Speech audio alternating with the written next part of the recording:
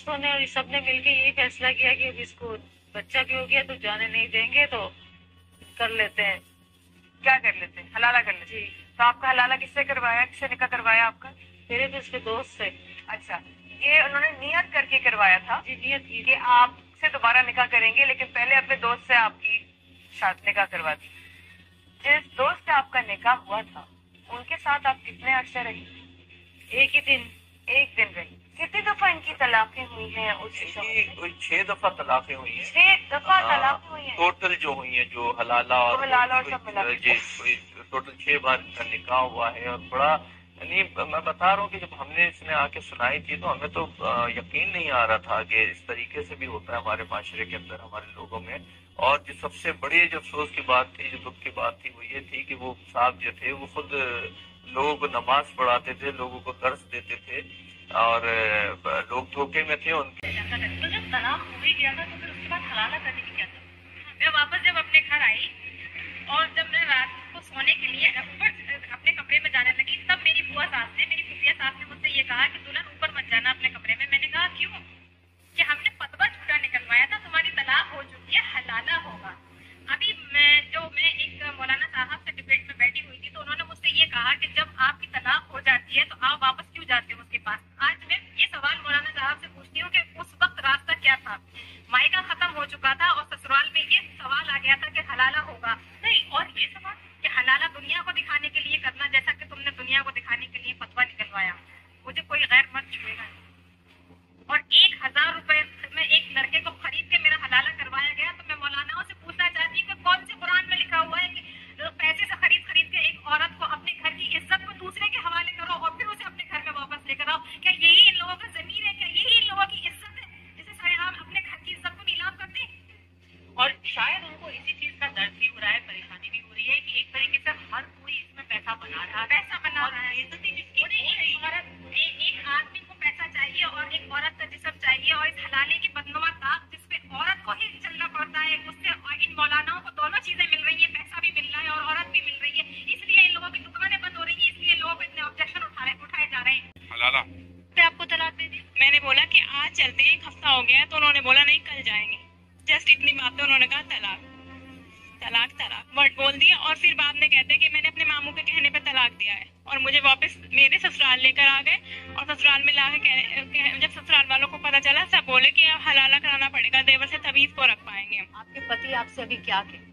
ابھی بھی وہ آپ کو ویسا ہی جھوٹا دلاسا کہتے ہیں اگر میرے دیور سے میں نے حلالہ نہ کرایا تو چاہے مجھے جیل بھیج دو، چاہے مجھے پھانسی چڑھا دو، میں آپ کو نہیں لے کر جاؤں گا۔ اب انہوں نے کاؤنسلنگ میں صاف اوپنلی سب کے سامنے بول دیا ہے، انہوں نے پولیس کے سامنے بھی یہی بولا ہے کہ حلالہ کراؤ تو لے کر جائیں گے۔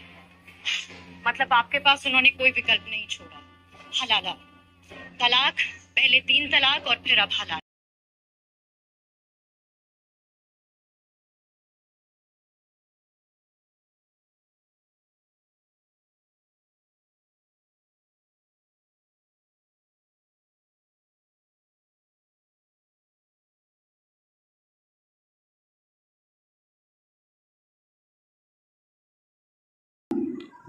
اب اللہ تعالیٰ نے 230 نمبر آیت میں فرمایا فَإِن طَلَّقَهَا، تیسری طلاق کی بات ہو رہی ہے۔ فَإِن طَلَّقَهَا فَلَا تَحِلُّ لَهُ حَتَّى تَنكِحَ زَوْجًا غَيْرَهُ، فرمایا کہ اگر تیسری طلاق دے لیتا ہے شوہر تو اب اس کے بعد جائز نہیں ہے وہ عورت اس کے لیے جب تک کہ وہ اپنے اس شوہر کے علاوہ کسی اور شوہر سے شادی کر لے، جب تک کسی اور شوہر سے، کسی اور مرد سے شادی نہ کر لے تب تک پھر دوبارہ اس کی نکاح میں نہیں رہ سکتی۔ تیسری طلاق دے لیں گے تو دیکھیے ہم لوگ 3 طلاق ایک ہی بار دیتے ہیں، 3 طلاق کا کیا نقصان ہے دیکھیے، غور کیجیے۔ 3 طلاق آپ نے دے لیا تو پھر وہ عورت جائز نہیں ہے جب تک دوسرے مرد سے اس کی شادی نہ ہو جائے۔ اب اس کی شکل میں نے پچھلے ہفتے آپ کو بتایا تھا کہ اس کی شکل لوگوں نے اس کا حل یہ نکالا کہ حلالہ سینٹر کھول دیا تاکہ آؤ ہمارے پاس اس کا حل ہے، ہم 1 رات کے لیے اس کی شادی کر دیں گے اور کل ہو کر کے وہ آدمی اس کو طلاق دے دے گا۔ تو یہ فکس ڈپازٹ نہیں کرنا ہے، یہ فکس نہیں کرنا ہے حلالہ میں، وہ اپنی مرضی سے جس مرد سے اس کے گھر والے چاہیں شادی کریں، اور پھر وہ مرد مر جائے یا پھر وہ بھی طلاق دے دے کسی وجہ سے تب پھر وہ پہلے شوہر کے لیے جائز ہوگی، یہ شرط ہے۔ یہ حلالہ ہے قرآن کا، قرآن کہتا ہے فَإِن طَلَّقَهَا فَلَا تَحِلُّ لَهُ حَتَّى تَنكِحَ زَوْجًا غَيْرَهُ فَإِن طَلَّقَهَا فَلَا جُنَاحَ عَلَيْهِمَا أَن يَتَرَاجَعَا۔ پھر فرمایا اللہ تعالیٰ نے کہ یہ طلاق جو تیسری طلاق ہے اس کے بعد پھر کوئی گنجائش نہیں ہے جب تک کہ وہ اپنے کسی اور مرد سے شادی نہ کر لے۔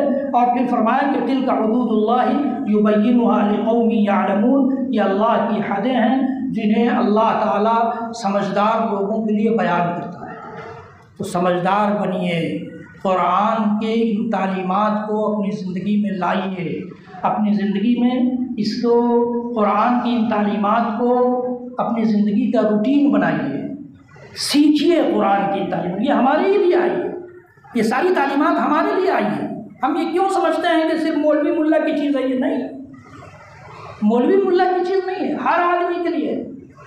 ہر آدمی سے اللہ تعالیٰ سوال کرے گا قیامت کے دن، صرف مولوی ملا سے نہیں کہ تم نے قرآن سمجھا کہ نہیں سمجھا، تم نے قرآن کے مطابق زندگی گزاری کہ نہیں گزاری۔ نہیں، مولوی ملا پر وہ غلط رہنمائی کریں گے تو ان کا عذاب ہوگا، وہ ٹھیک ہے، لیکن سوال سب سے ہوگا۔ عذاب اور ثواب ہر آدمی کو بھگتنا ہے۔